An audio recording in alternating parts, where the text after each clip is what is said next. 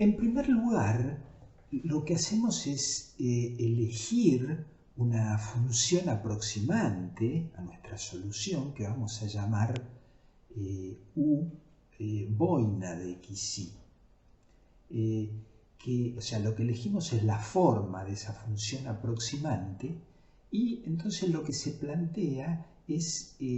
construirla como una combinación lineal de funciones de base conocidas, que acá llamamos phi sub i de xy, de un conjunto de funciones linealmente independientes, y nos limitamos a un conjunto finito, ahí en donde introducimos la discretización, porque si la phi sub i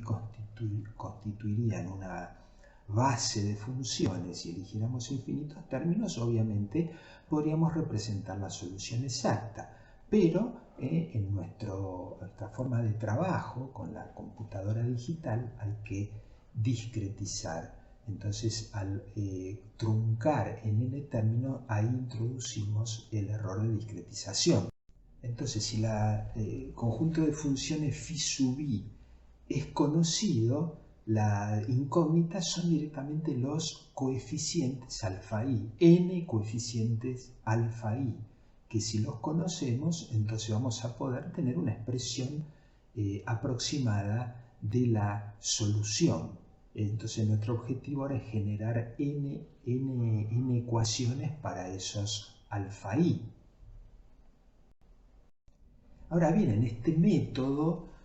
hay una restricción muy importante a su aplicación general, y es que los phi sub i deben ser seleccionados de forma tal de que U boina satisfaga exactamente las condiciones de borde. Entonces esto es como decía, una restricción muy significativa, porque en realidad restringe su aplicación a casos en los cuales esas condiciones de borde son simples, son homogéneas, digamos probablemente con valores igualados a cero, es decir, restringe la aplicación del método a problemas muy particulares. Y bueno, eso, o sea, con esta hipótesis obviamente desaparecen de la formulación los dos términos integrados sobre gamma 1 y gamma 2 que se van a cumplir idénticamente, con lo cual solo queda el término de volumen, digamos, llamémoslo de volumen sobre un dominio bidimensional, ¿no? Que se convierte en un área, pero no deja de ser un volumen en dos dimensiones, omega, de modo que la expresión sería laplaciano de U boina más F por W, eso integrado igual a 0. Nótese que siendo alfa i las incógnitas, en realidad los alfa i son como las amplitudes de cada uno de las funciones de base, las amplitudes con las que pesan sobre la solución. Entonces, lo que estamos variando es cómo pesan las distintas componentes o los distintos modos, podríamos llamar a cada una de estas funciones phi sub i, con lo cual, pero la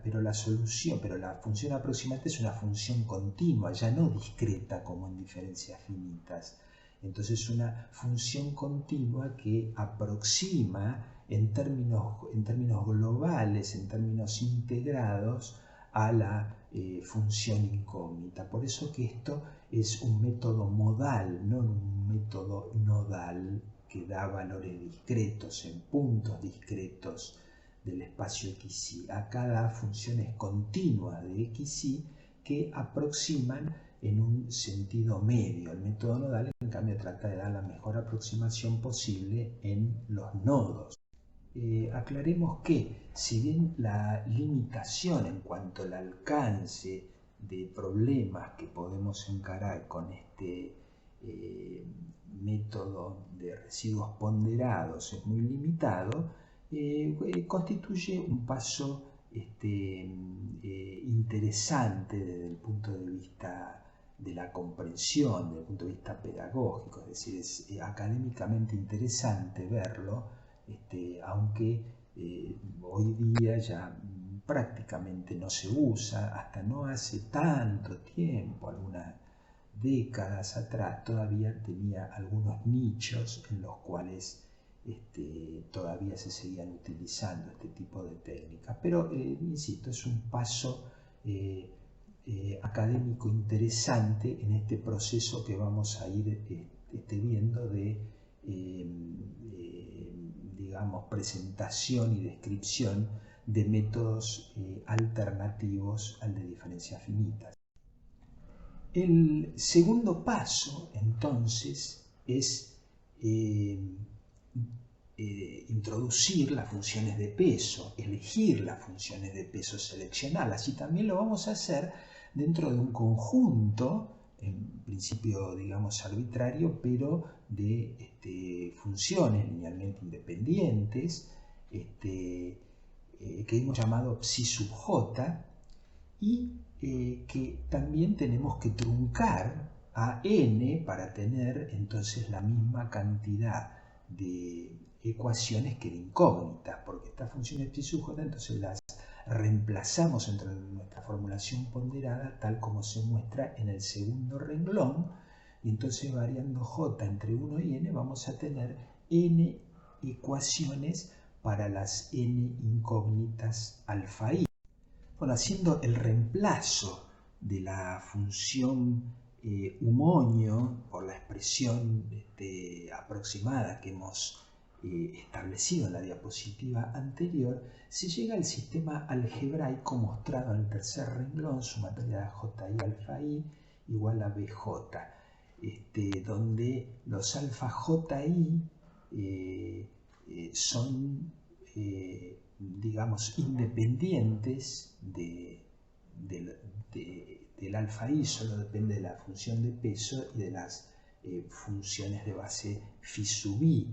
integradas sobre omega, mientras que el término independiente